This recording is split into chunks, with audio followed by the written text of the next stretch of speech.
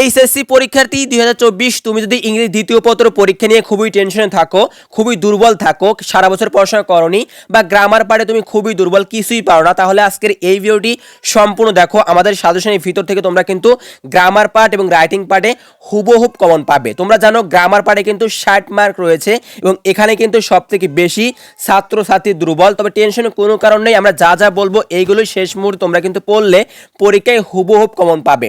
Grammar পার্টে তোমরা জানো এখানে কিন্তু অনেক আইটেম রয়েছে, বিশেষ করে কমপ্লিটিং সেন্টেন্স, অনেক রুলস পড়তে হয়, অনেক কিছু জানতে হয়। তবে আমাদের সাজেশনের ভিতর ইনক্লুড করা হয়েছে মাত্র 10টি রুলস। এই 10টি রুলস পড়তে তোমাকে 10 মিনিট টাইম দিলে হয়ে যাবে এবং খুবই ইজি। এই 10টি রুলস পড়লেই পরীক্ষায় হুবহুব কমন থাকবে এবং তুমি কিন্তু 10-এর মধ্যে 9 নাম্বার অবশ্যই কমন পাবে।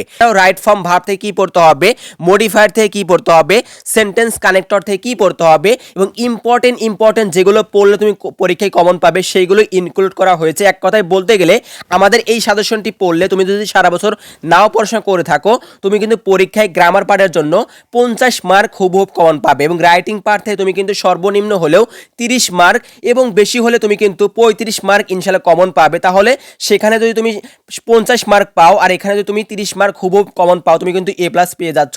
প্রিয় শিক্ষার্থী, ইংরেজি দ্বিতীয় পত্রে কিন্তু অনেক পরীক্ষার্থী খারাপ করে এবং ফেল যায়। তুমি যদি পাস করতে চাও এবং যদি এ প্লাস পেতে চাও, এখনই সাজেশন নিয়ে পড়ো, সাজেশন হোয়াটসঅ্যাপ করো।